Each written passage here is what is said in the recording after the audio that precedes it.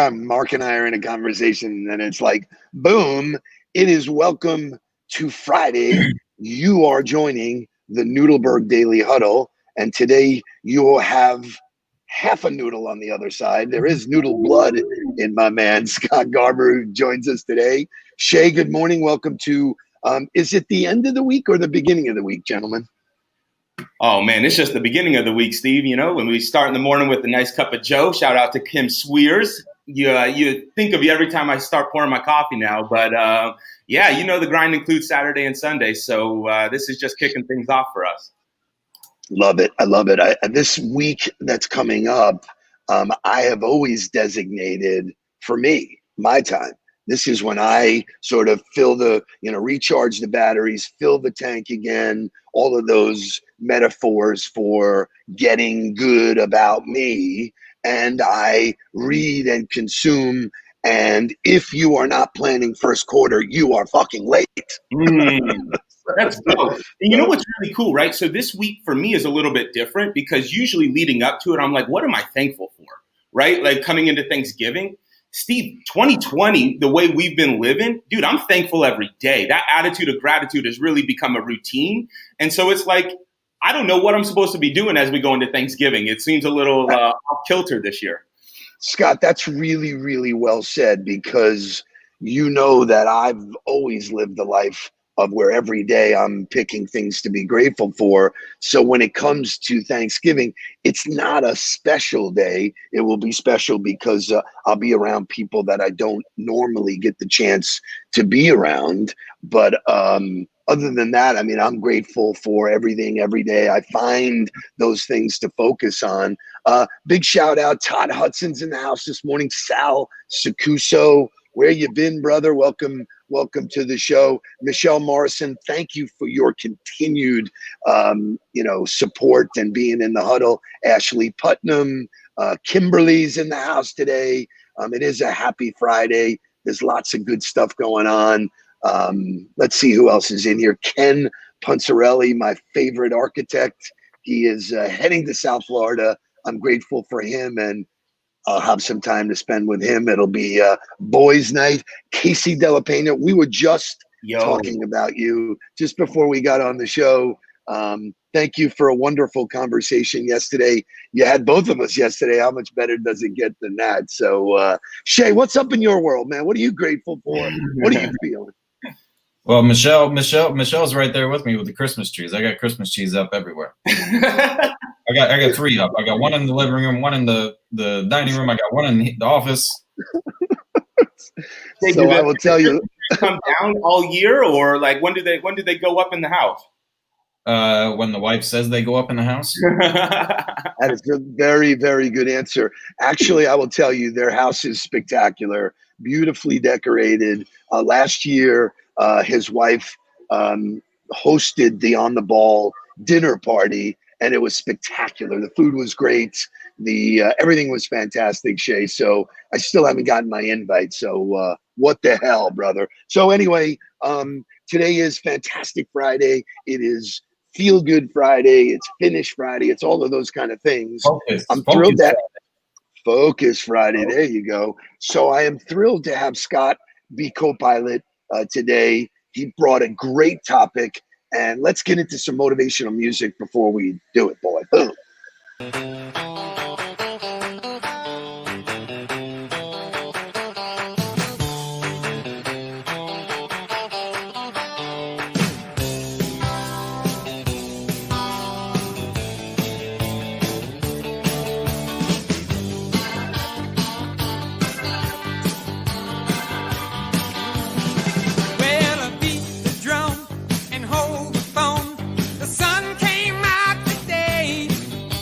We're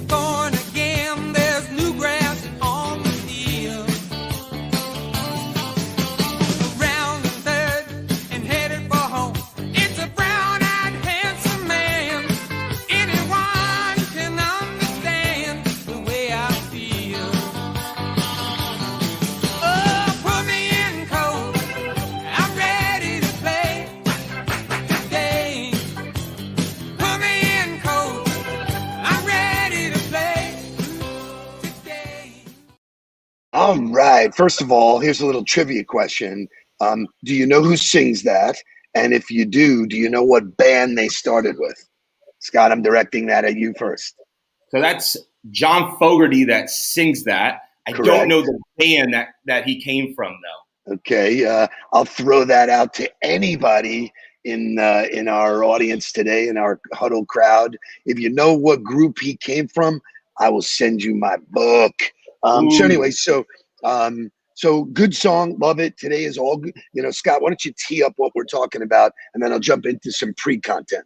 100%. So, one of the things that, I have become fascinated with is the coach-mentor relationship. And so many people in the professional world are seeking out coaching. But I wanted to flip the question back to all of us that are seeking it out to say, hey, are we really even coachable?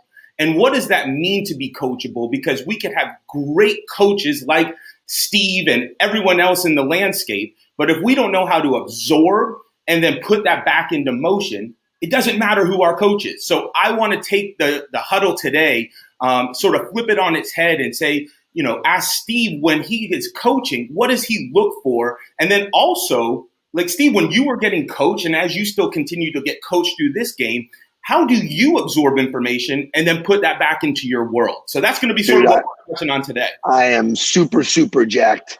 So I'm going to do a little Friday funny stuff, and then we'll jump right into the meat and potatoes because it's going to be really, really fun. So all of us jumped into what I call the Zoom pool. I was in it 2 years before, teaching sales teams and leaders to use virtual meetings as a way to really scale your relationship driving. But everybody jumped in the Zoom pool. Everybody's got some new behavior. Shay, take me to our Friday funny. Hi, good morning to another Zoom call. We will work from home till quarantine is done. Human contact's kind of nice, but they'll fix your connection. It's a struggle to be productive with these cats and fun backgrounds and that drill. Linda, put yourself on mute. Oh, that's much better. Hello? We still can't see you, Bill. Sorry. Can someone please just tell him what to do now? Preferably before we lose our chill. Bill, come on. Dude. This is not Click the that camera hard. icon at the bottom of your screen where it says start video. See if it's even on. What is... Wow. Oh my gosh. Oh, no. We know someday we will have in-person meetings and forget we ever saw Drew take a poo. We'll put on pants and struggle with projectors. We just can't wait until the day we get off Zoom. We get off Zoom. We get off Zoom. We just can't wait till the day we get off Zoom.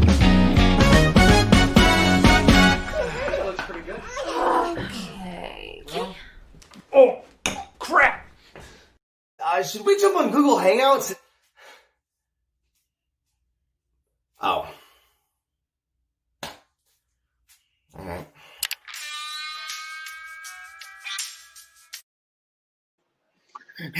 So hopefully you enjoyed that Friday funny. It is, I thought it was appropriate for today for a Friday funny, but I do have a question for you. There are phrases of 2020 that we will remember. 2020 is going to be one of the most memorable years. There's going to be lots of people who write about it and stuff like that. But I think one of the number one phrases is "you're on mute." You're on mute. So it's like almost every day, all day long. And then here's my behavior question. When I would do in-person meetings, which I've done for 40 plus years, I never waved goodbye. But for some reason, in a Zoom environment, do you wave goodbye?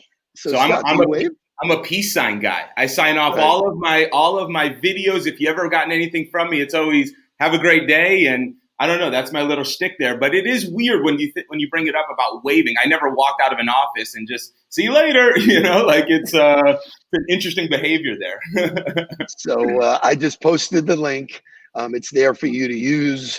It is just funny that, because of all of this, there is new behavior. And I think that it replaces the handshake. So it's either this or, it is an official close, peace out. There are signals now, especially when Mark and I are going, 2A personalities. Scott, this will be the same with you and me. If you want to talk, you sort of like raise your hand like you did in school. So lots of fun stuff there with Zoom. Hopefully that gives you guys a laugh that we can move on to. And now, without further ado, Scott, why don't you bring up your topic? And I have my thoughts. I've done my homework, in preparation. So rock and roll. Let's go. All right, so we'll kick all of this off. All of us are here because we're lifelong learners. We're looking to get better. So I'm going to actually flip it and kick you a question, Steve. So what does it mean to be coached when you go into an environment and you get a one-on-one client or a big group that you're working with? What does that mean? What is your definition of coaching? So a really good question, because for me, it's not it dictates your behavior. It's attitude. My attitude towards learning is that I can learn from anyone, anytime, and I'm open to it. There are, very similar to, Carol Dweck, who said, in the book Mindset, there's a growth mindset or a fixed mindset. You are either one or the other. And for me, I looked at everybody, mostly high achievers, and said, what can I glean from that to make my own? Because there's certain things that I see successful people do that I go, there's just no way that works for me. Great, you keep doing it. But I think the attitude that I am open to learning, number one. Number two is I am open to someone calling my shit out. Because I think I'm a great salesperson. Well, if I am, I can sell myself on anything. And if you start believing your own bullshit, that's when you run into trouble. 100%. And so now, we're talking about you later in your career. Let's go back to the cell phone days and early on the ball days when you were coming up, having early success, top of the mountain, right? You were doing the damn thing. Did you ever feel like at that point in your career, you were more coachable, less coachable than where you are right now as you sort of climbed the mountain and come down and started to climb again? So your mother's watching, so please shout out to your mother. His mother, my sister, welcome aboard. So here's the thing. The biggest challenge that coaching runs into is the 3-letter word called ego.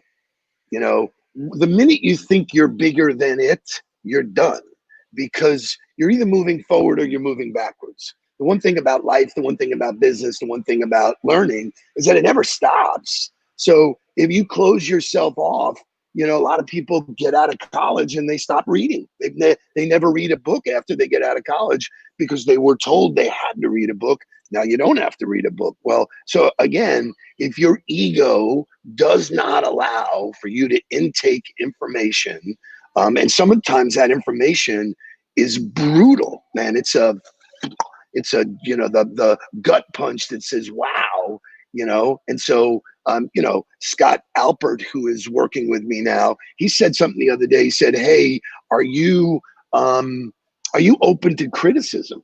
And I was like, well, why would you call it criticism? I said, you just set it up for failure.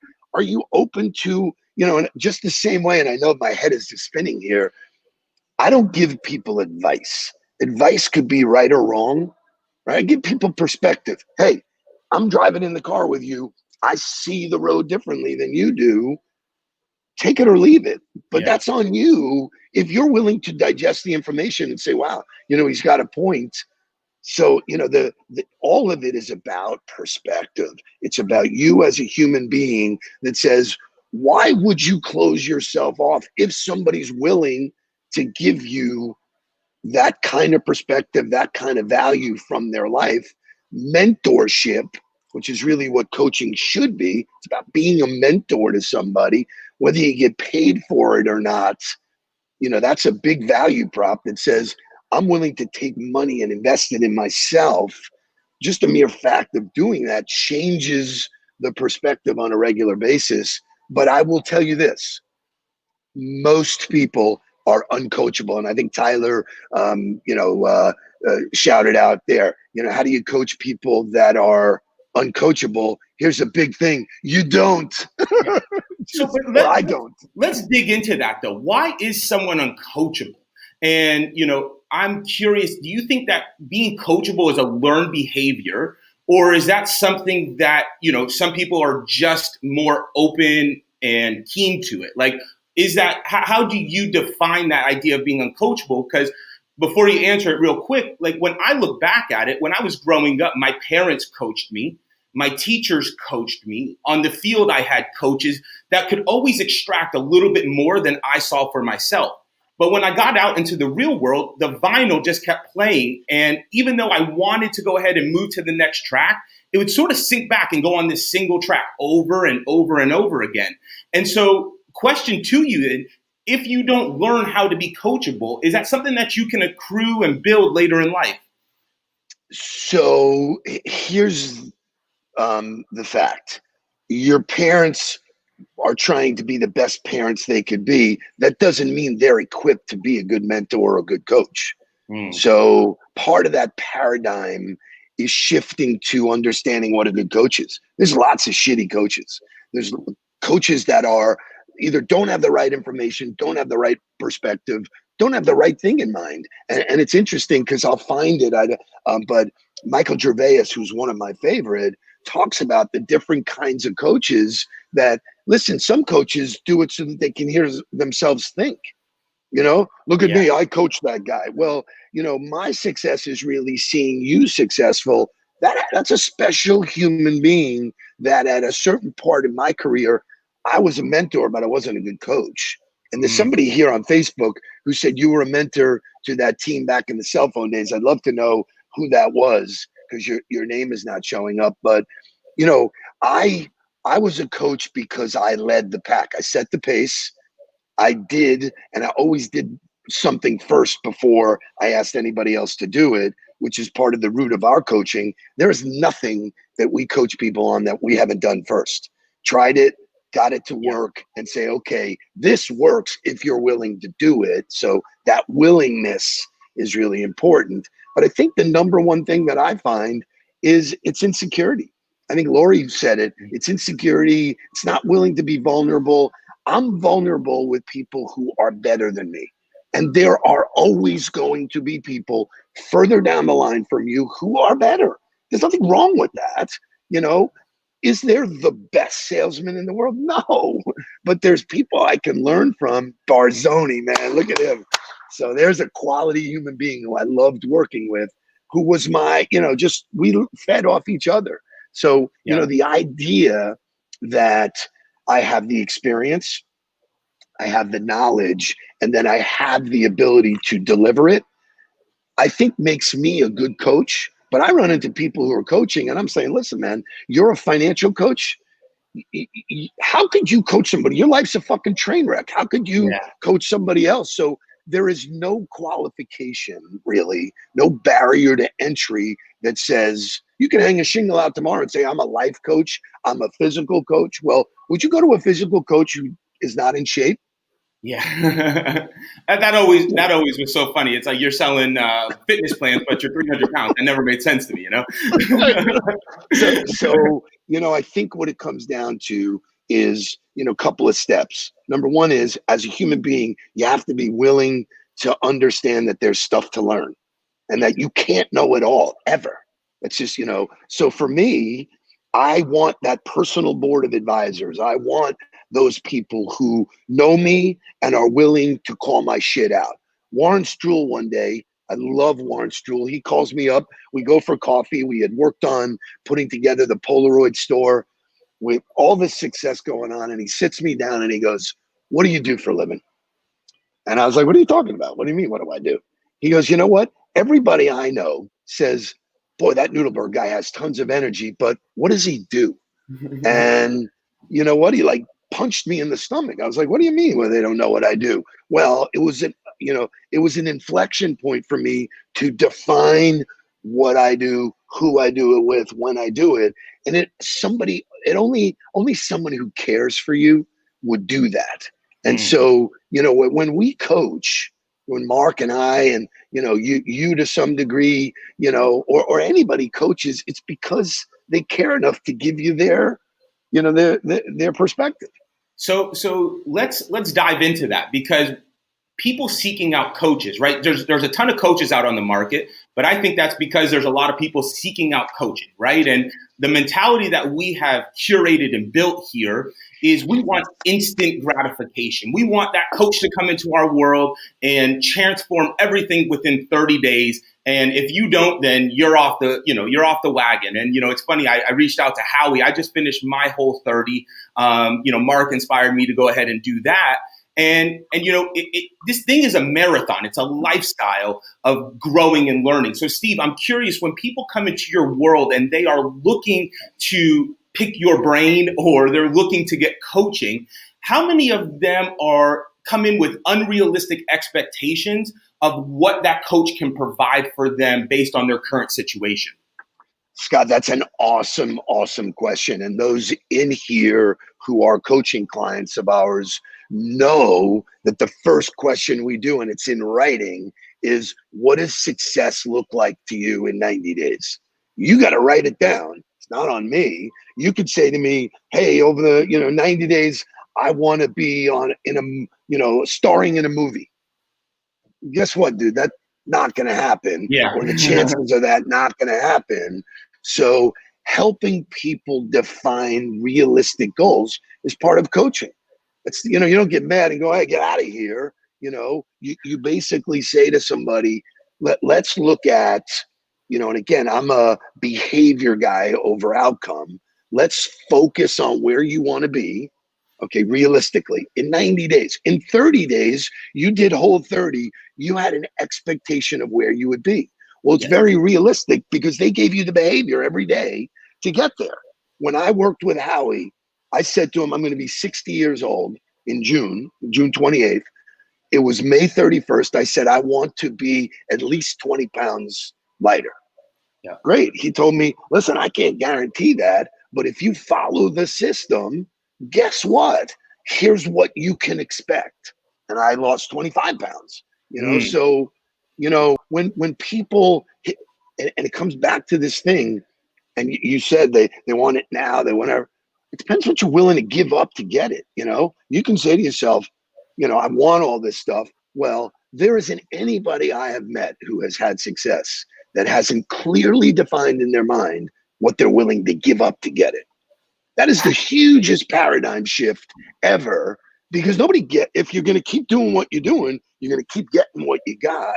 So you got to give up something. Gary Vee talks about all of his friends were out partying on Friday and Saturday night. They were going to the Jersey Shore.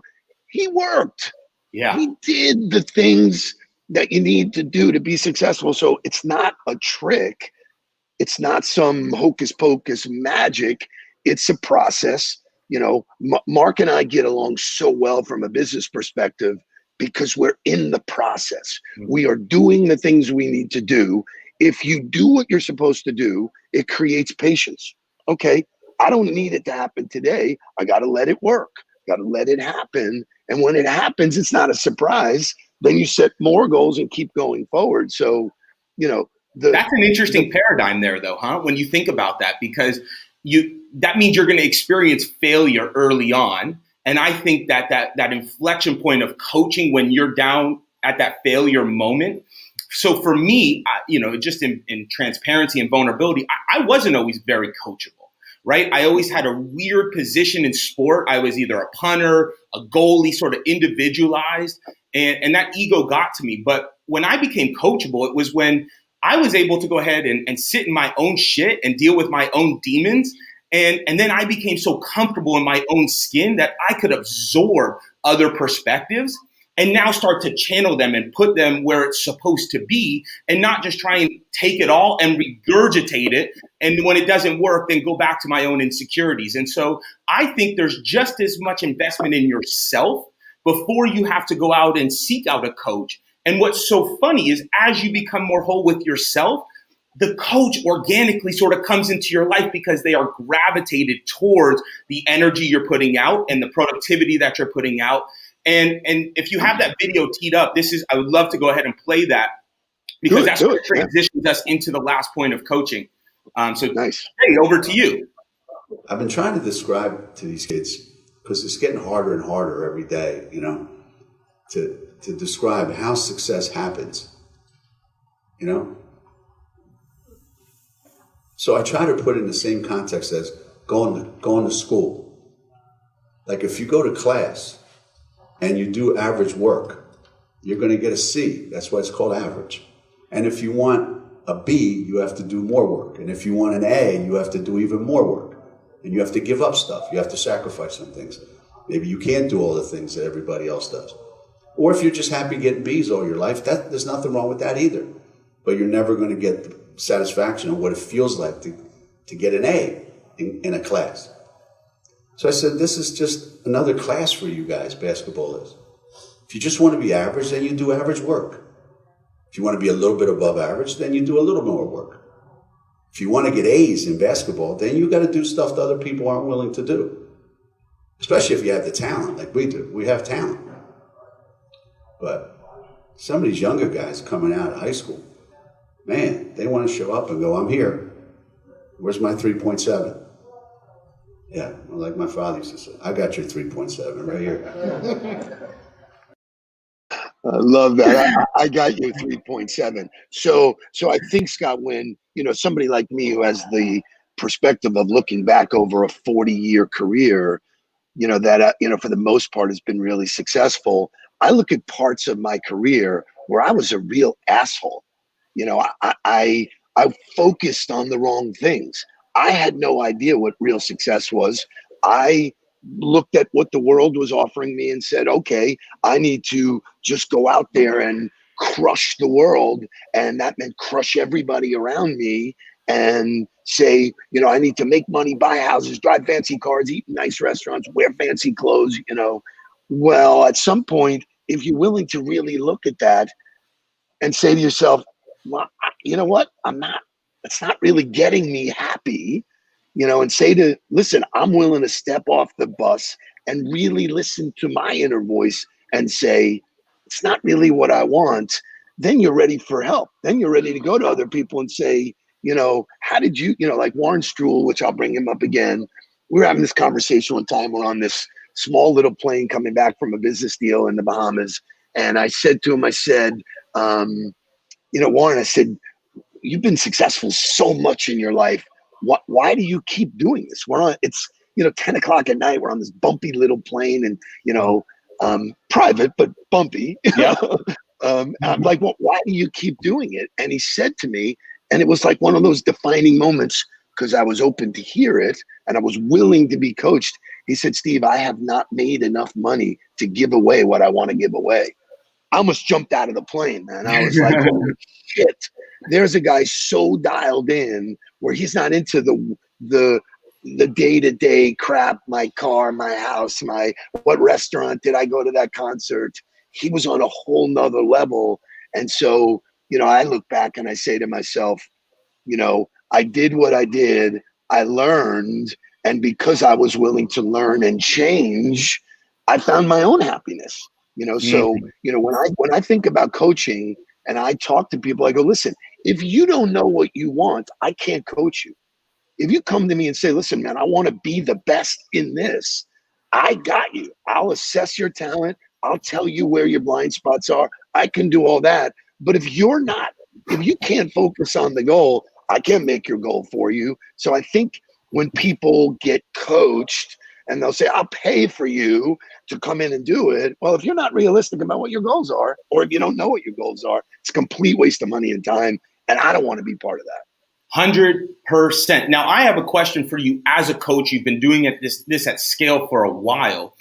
Do you find it more enjoyable to coach someone who is completely green with no preconceived notions, or a really high performer where you're just trying to squeeze that last bit of juice out of them to push them and give them that competitive edge? That's a really good question. And so I don't look at it that way. That's not the lens that I look through, because especially with the pandemic, when the pandemic hit, there were a lot of people, and Ken Punzarelli, who's in here. And Scott, have you had a coffee with Ken? Because you No, should. but I mean, If he's you a haven't. Denverite, isn't he? Like, I feel like He's the Denver guy, yeah. Yeah. So he was a guy who just said, hey, they moved my cheese. I'm a successful entrepreneur, CEO of an architectural firm. They moved my cheese. I would like to have somebody help me get back to the right mindset. So he was vulnerable enough to say, I'm reaching out. I want to help. Yeah. All of the clients that do that at whatever stage of life you're in, and whether it's a day, a week, a month, a year, however long we work together, as long as there's value, we're producing value, then it's a really good relationship. It's and I, there are clients that come in, they spend 90 days with us, and they're set, and they go, hey, my bags are packed. Let me go work on it. Maybe I'll be back to you. Maybe I won't.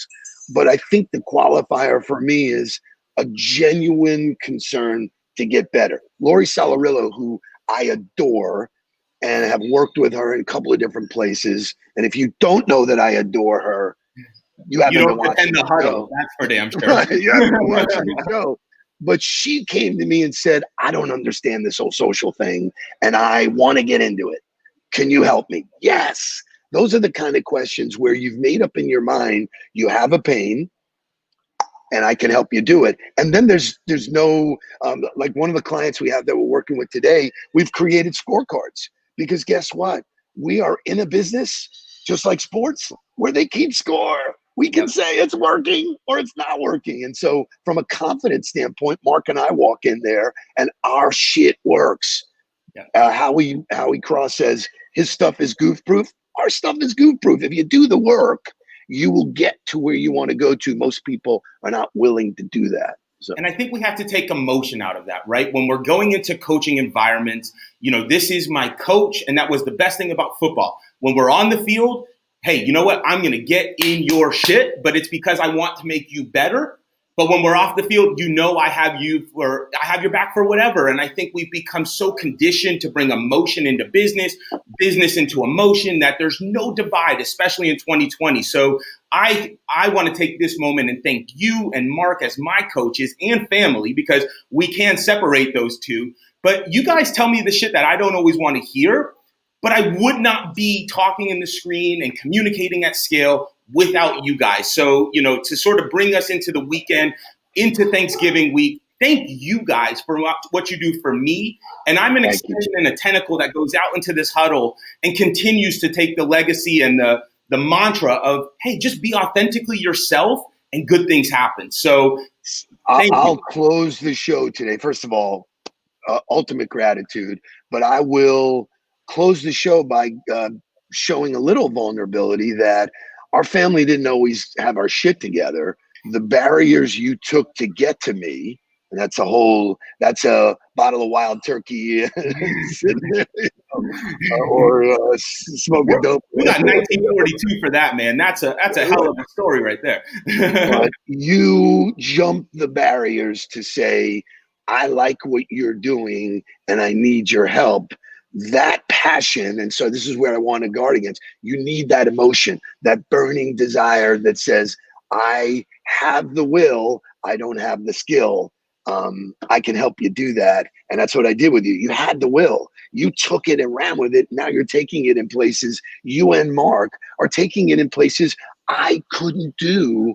And so this is pretty spectacular. As we leave, be grateful for who you are, what you are, and figure where you want to go next. Because if you're going to go to the next level of the mountain, you usually need a guide to get you there. And that's what my role is, or Mark's role and stuff. You're not closing, because for everyone that needs to know, Steve talks about this proverbial mountain climb all the damn time in this huddle. Ken, we're going to get Steve out to Denver. He's going to come climb one of those 14ers with us, because man, it is, there's nothing like it. And, but it's just so funny. And I couldn't agree more, man. This is, as Kobe would say, the journey is the destination. So start embracing every single day. Remember, the grind includes Saturday and Sunday. Steve, can I take us home? Take us home, brother. I love it, guys. Everybody, you did great. I'm going to be signing off all next week, unplugging. Larry Long, Darren McKee, everybody that's in North Carolina, we're coming down your way. take this next week, have an attitude of gratitude for yourself, shut down, get centered, be where your feet are, because 21 is going to be a big year. Everybody have a great weekend. And until Monday, check yourself.